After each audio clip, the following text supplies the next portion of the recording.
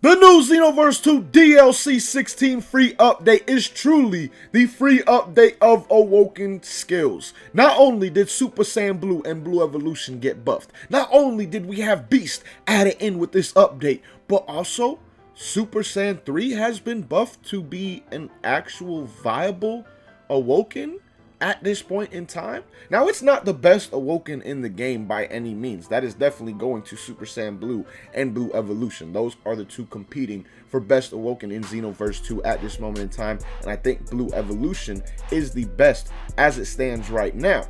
But Super Saiyan 3, once again, is a viable Awoken, and since it has such a dope aesthetic to it, it may be one that a lot of people will be using, or a good amount of people may be using again after seeing this video. Because as you guys see on the screen right now, this is a tweet from the homie Reachout where he talks about the changes that actually came to the new, or to Super Saiyan 3. I was going to say the new Super Saiyan 3, but I guess it kind of is at the same time, because now the transformation again is fairly viable, and that is because, as you see with this tweet, he says it looks like Super Saiyan 3 stamina regeneration was fixed. After almost 7 years, you now regenerate stamina at their normal rates on both the ground and in the air. Prior to this update, ground stamina regen for Super Saiyan 3 was the same as air stamina regen fixed now. Now, he does correct himself, as you see in this follow-up tweet. He says, correction, in the past, it has a slower ground regen than in the air, and on the ground, still faster than normal air regen. Either way, it's now fixed. Stamina regenerates at its normal rates, because in the past, it did give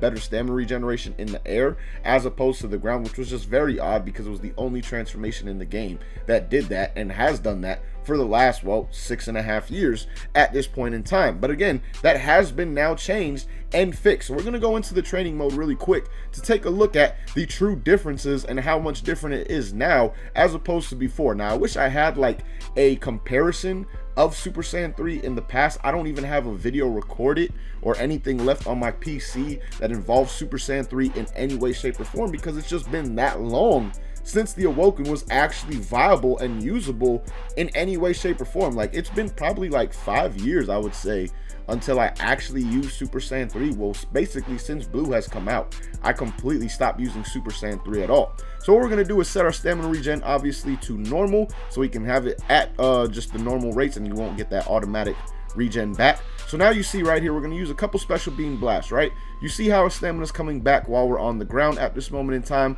Let's now transform and take a look at how our stamina is coming down, or coming back now that we're in Super Saiyan 3. And you can see it is literally exactly the same. This now gives you a good stamina regen in Super Saiyan 3, which to me was the biggest downfall and biggest downside to this Awoken skill, without a doubt. Like, yes, the key regen, having such small key regen does suck, but at the same time, it's the stamina that really made this Awoken not very usable once Super Saiyan Blue came out. Because why would you use an Awoken that gives you such slow stamina regen when you have another Awoken that is better and actually gives you faster stamina regen? Because stamina is such a big factor in Xenoverse 2. So that, to me, again, was the biggest flaw of this Awoken skill, and it has now been fixed, and you actually have normal stamina regen. So now let's go in the air and do it again, do it twice real quick, just to compare how it is in the air compared to when we're in Super Saiyan 3. As you see how it is moving right now, let's de-transform, and you can see it is literally moving again at the exact same speed. So this buff to the stamina regen is definitely a very good buff for Super Saiyan 3,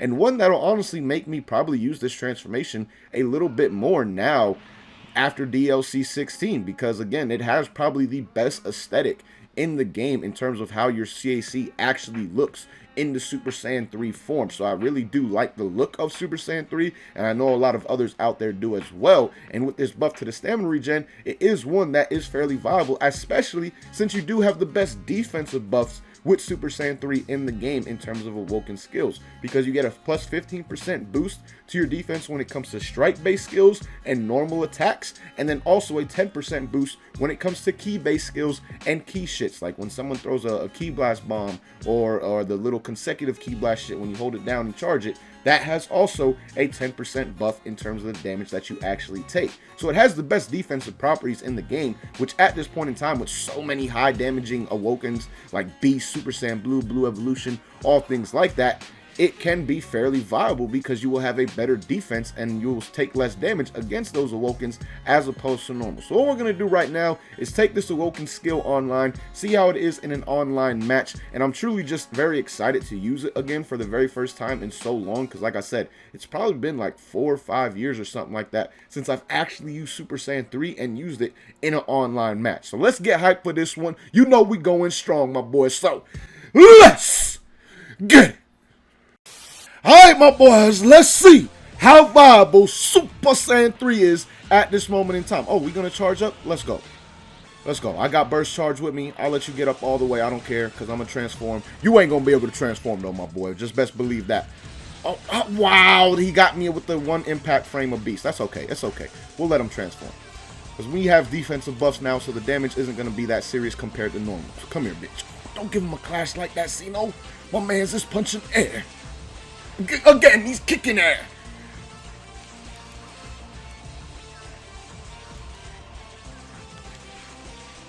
That reached me? Alright. Get out of that. My man's was mashed.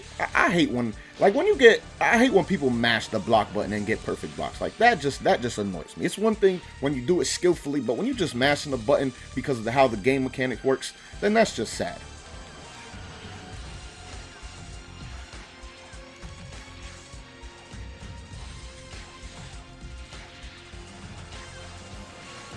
Oh, come on, Xeno. That should have been his ass. Oh, that should have been his ass. Didn't believe that would hit. Got the hit. Come here. Come here, my boy. Now, that is your ass. Bring that bitch ass here. Oh, I messed up.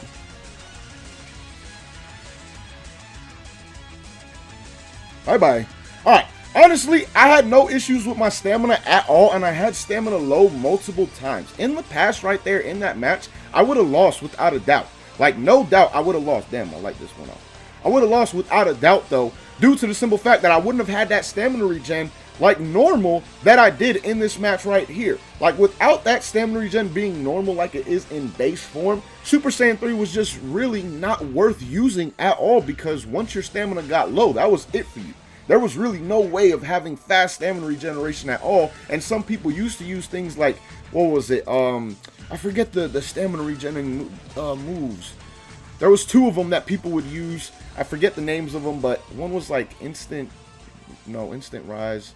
I don't remember the name of the moves, but I know there were 2 different ones that people would use. One would give like 1 or 2 bars of stamina back. The other would give like half a bar back, but it was very, very quick. People would literally have those on their builds with Super Saiyan 3 because, again, the stamina regen was just so bad. But that is no longer the case after the new DLC 16 update. And honestly, like I said, I think it's a fairly viable skill at this point in time. Is it a top 3 Awoken by any means? No, not really, but it is one that can be used to have some fun with and honestly still be fairly good as well. Like, it gives you a 20% increase to your normal and strike based attacks, which is the kind of build you're going to be running when you have Super Saiyan 3 anyway. Then you also take into account the defensive buffs that you get along with it. That is something that does make this a little bit appealing and a little bit more unique compared to the other Awokens that are in the game, because again, it's the only one that gets a defensive buff like this. Before the DLC 16 update, it was truly the only defensive buff